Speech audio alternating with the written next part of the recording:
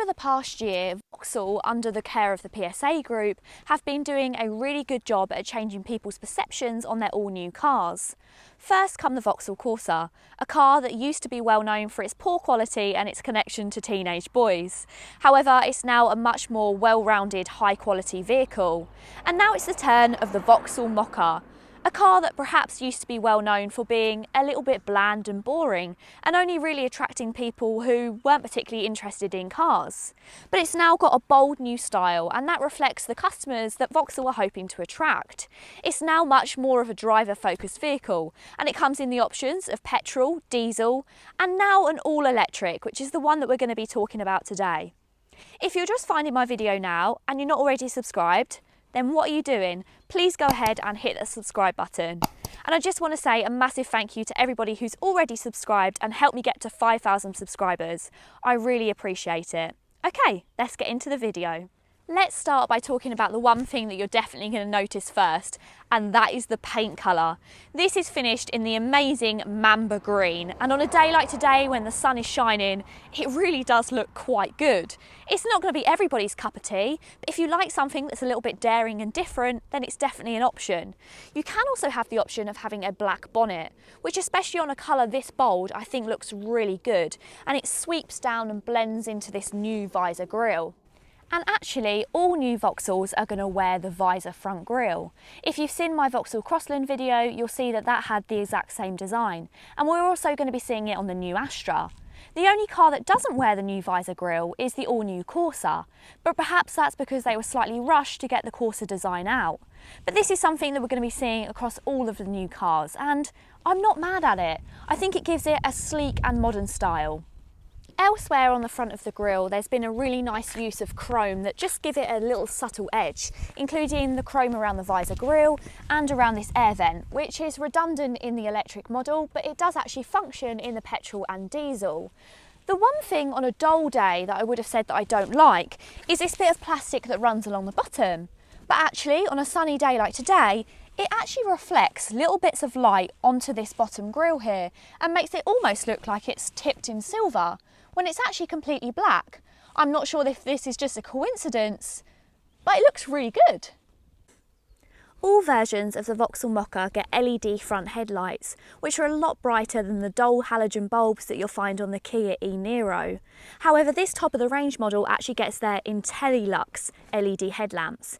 And what that means is when you're using your high beam, it'll actually dip the beam and kind of divert it away from oncoming drivers, so you get the best visibility without dazzling anyone.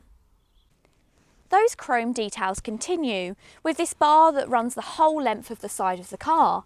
The one thing that I don't like about the all-new Mokka style, which doesn't really seem to serve any practicality, is this bit of plastic that splits across the side of the car. I just think it kind of ruins that sporty look that it had. You get 18-inch bi-colour alloy wheels on this top spec model, which really do set off the look, with that chrome detailing again, the contrasting black and with the bright paintwork look really great. Again, round to the rear of the car, design elements are a huge step up from the previous Mokka-X. You've now got a set of Comma-style rear LED taillights, and following in a lot of other brands' footsteps, they've decided to put the Mokka badge spread out across the boot. Inside the boot is not actually the Mokka's strong point.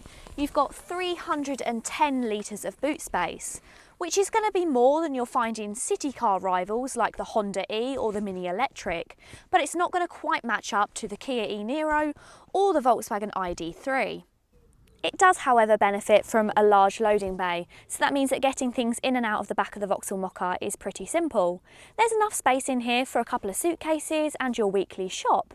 Plus, it benefits from an adjustable boot floor, be it a little bit flimsy, but that means you've got somewhere to store your cables. To be honest, if you don't compare this to a really large family car and expect that from it, then it's got more than enough space. The new Vauxhall Mokka-E is 12.5 centimetres shorter than the old Mokka-X, so you'd expect it to be more cramped inside. Not so, because Vauxhall have actually made the new model 10mm wider and pushed its front and rear wheels apart by 2mm, so there's actually a smidge more passenger space inside than before. However, you can feel a little hemmed in back here, and that's because of this sloping roofline and this quite high window.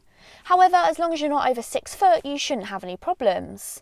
Also, this centre seat is actually quite usable, and that's because it sits completely flush. And you've also got quite a low tunnel, unlike I found in the XC40. It's also pretty practical. You've got a couple of USB charging ports, and like in the Peugeot 2008, the ISOFIX fitments are behind zips, so that means that you won't get any crumbs in there when you're not using them. The Vauxhall Mokka doesn't actually ride all that higher than a standard hatchback. However, these seats are then mounted quite high, so it gives you a commanding view of the road. I can actually see the full bonnet, which makes me feel like I'm in a much larger SUV. Just like all the Stellantis cars, I don't have any electrical seat adjustments, which to be honest, I've gotten used to.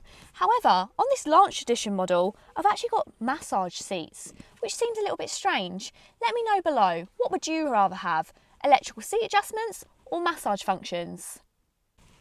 The Vauxhall Mokka-E gets the brand's Pure panel, which are these two screens that flow effortlessly together, and I really think they do make the Mokka feel high quality and futuristic. You've got a 12-inch instrument cluster and also a 10-inch touchscreen. There's a generous amount of storage space, including a well-sized glove box, a couple of good-sized door bins and a surprisingly large tray at the bottom of the dash. That tray is big enough to take a hefty wallet or a large smartphone, and you'll also find the wireless charging pad on the Ultimate Nav models. The Vauxhall Mokka benefits from being built after the Peugeot 2008, and that means that any mistakes that were made on the Peugeot have been made up for on the Vauxhall, and that means we get some physical climate control dials, which are so much easier to use on the go.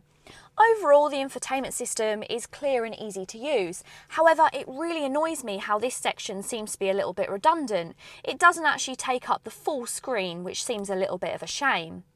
Everything's simple to use and logically laid out, and in this electric model you do benefit from some electric statistics. Apple and Android CarPlay is also standard, which is great to see, and it's nice to be able to bypass those Vauxhall elements and just replace it with the Apple ones. Thanks to the Vauxhall Mokka's elevated stance, you do have really good vision out of the front screen and also out of the side windows. However, rear vision is slightly impeded by quite a large rear pillar. The good news about the Vauxhall Mokka-E is it does come standard with rear parking sensors and also a rear camera. But if you did want to get front sensors, then you will have to upgrade. Underneath, the Vauxhall Mokka-E shares its underpinnings with the Peugeot E2008, and that gets a 50 kilowatt battery which feeds into an 134 brake horsepower electric motor.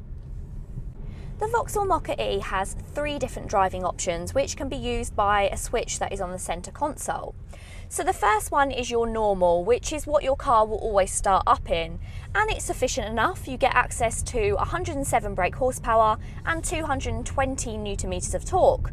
Now it's not particularly exciting, but it will keep up with traffic. When you're using the car in the eco mode, which is going to be what you're going to want to use when you're saving fuel, you'll only have access to around 81 brake horsepower and 180 Newton meters of torque.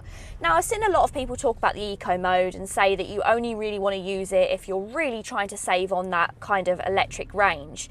But to be honest, I see myself using eco quite a lot, because at the end of the day, this is an electric SUV, it's not an electric sports car. You don't particularly buy it to use the power and you don't find yourself constantly pushing it. So for that reason, I'm perfectly happy in eco, and if I need that extra power, then I'll pop it in normal, or if I really want to take over someone and I want that bit of extra confidence, then that's when I'll switch into sports mode. So sports mode is what will give you the full potential of all of the car's 134 brake horsepower and all of the car's torque. But again, this isn't a particularly rapid car with a 0 to 62 time of just over 8 seconds. So to be honest, I don't see myself using sport all that often. The good news is that the Vauxhall Mokka-E has a range of over 200 miles. 201 to be exact. They've definitely done that on purpose, haven't they? Which is just shy of the Peugeot 2008. But to be honest, in real world terms, you're not really going to feel a difference between the two. Realistically, the Vauxhall Mokka is going to do around 180 miles, perhaps 150 if you went on a cold day. But actually, if you look at the feedback from the Vauxhall Corsa, which is the same drivetrain, it's all been very good, and they do almost achieve the figures that they set out to hit. What I also like about all of the Stellantis brands is if they say a number on the dash, as long as you're sensible, it sticks to that number. Whereas some of the other cars that I've driven, like the Nissan Leaf, you don't seem to actually be able to hit those. You kind of tend to be 10 under. I would actually rather that they over said what you were going to do and that you gain some back, so you almost feel like you're getting a little bit. And I do feel that that's what these cars do compared to some other brands, which to me is a better driving experience and it gives me less range anxiety. What is bright green and goes over 100 miles per hour? Kermit the Frog in a blender. I'm sorry, that was such an awful joke. But my point to that is that the Vauxhall Mokka-E will actually only do 93 miles per hour as its top speed. To be honest, if you're looking for a performance car, the Vauxhall Mokka-E isn't necessarily going to be that. But then it wasn't designed to be a performance car. It's quick enough, and actually it feels a lot nippier around town than something like a 1.4 petrol. So as a daily driver, it's really enjoyable, but it's not going to exactly excite you. In terms of handling, the Vauxhall Mokka feels confident and safe, but it's not particularly engaging. Something like an MX-30 would be a lot more engaging, however that doesn't really have the range. And then you've got the ID3, which I can't actually comment on because I haven't driven yet, but I have heard that it's a lot more engaging, and then you've got the range as well. So where does the Vauxhall Mokka sit? Well, it's going to be something that you choose because you like the look of, it feels comfortable, it's enjoyable, and you don't need too much range. It kind of sits somewhere in the middle. It'd also be good to note that the electric Mokka drives quite a lot better than the standard car. In fact, it drives really well for a small SUV on such large wheels. And the reason for that is probably the added weight from the battery, kind of pushing the car down onto the road and making it more planted.